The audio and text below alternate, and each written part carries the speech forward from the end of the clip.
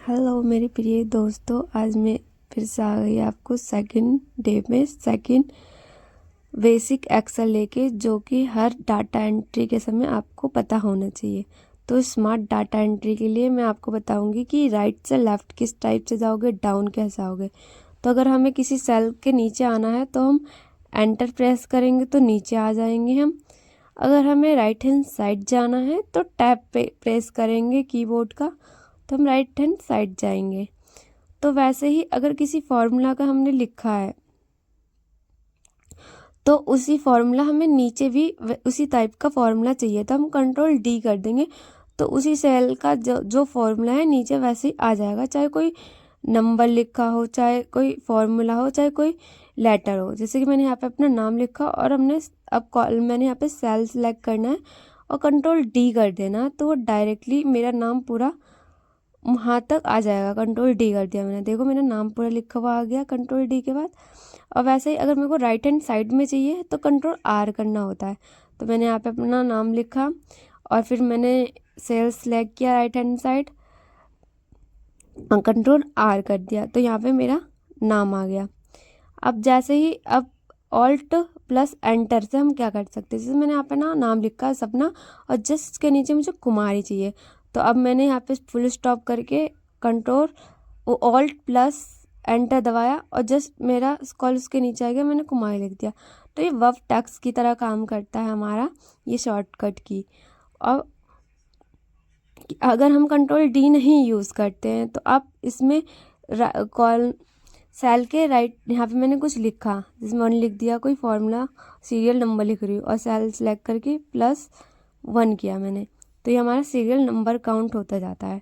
तो अगर मेरे को इसी तरह का सीरियल नंबर नीचे तक चाहिए तो यहाँ पे हम राइट हैंड कॉर्नर में प्लस आता है, उसे हम माउस से राइट हैंड लेफ्ट क्लिक करेंगे और उसे ड्रैग कर देंगे नीचे, तो वो फॉर्मूला नीचे तक ड्रैग हो जाता है। चाहे वो नंबर हो, चाहे वो नेम हो, चाहे किसी तरह का वर्ड हो, उसे हम खींच के नीचे स्क्रॉल कर देते, वो जैसा है वैसा ही नीचे हमारा उसी फॉर्मेट में नीचे आ जाता है।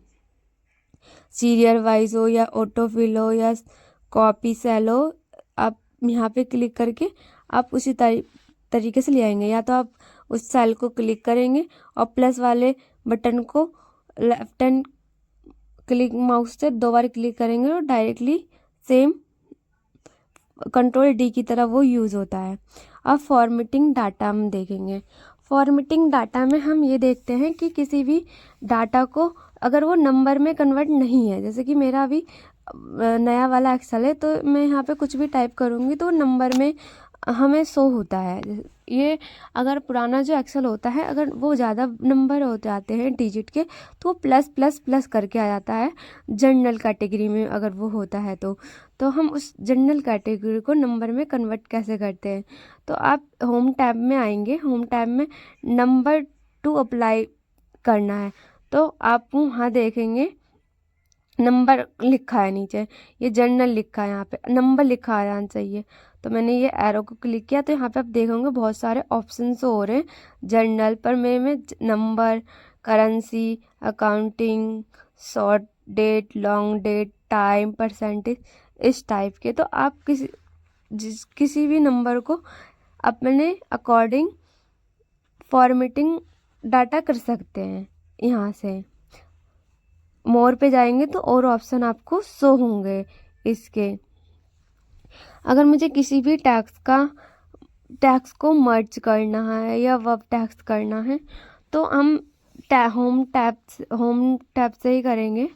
तो अब अगर हम फॉर्मेटिंग चाहते हैं तो greater than, less than, between, equal to, तो हम फॉर्मेटिंग से कंडीशनल फॉर्मेटिंग में जाएंगे। अब यहाँ से जो आपको चाहिए यहाँ से आप डायरेक्टली यूज़ कर सकते हैं। अगर फॉर्मूला के साथ यूज़ करते हैं तो आपको फॉर्मूला बनाना पड़ता है, इसको मैं अलग से बताऊंगी, स्पेशली एक इसका अलग से वीडियो बना के। तो अगर मेरे को मर्ज करना है, टैक्स को सेंटर करना है, तो हम अलाइनमेंट पे जाएंगे और यहाँ पे मैंने अपना नाम लिखा है।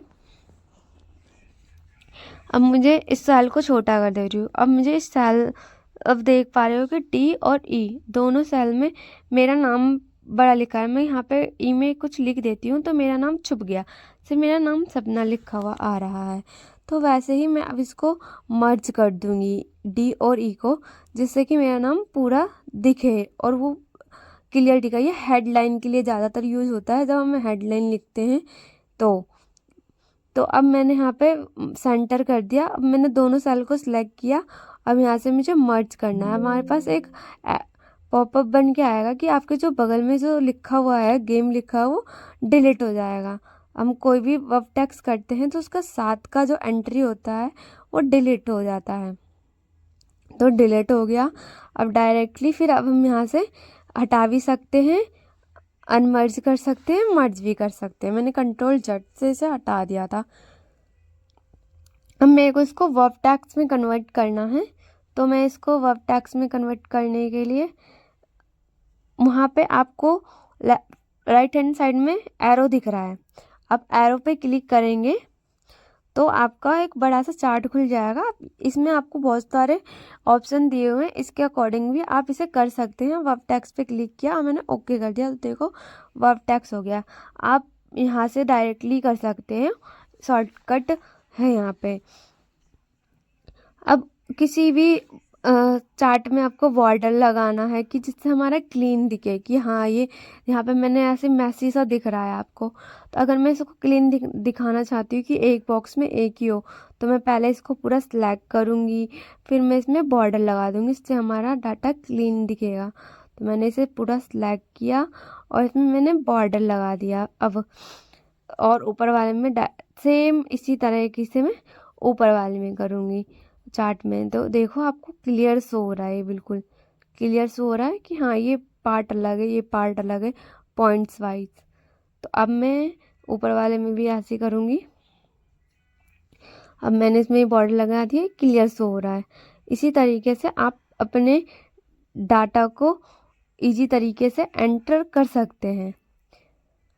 आप इसी तरीके से वीडियो देखने के लिए हमारे साथ बने रहे और हमारे वीडियो को ऐसे ही देखते रहे। Thank you for watching my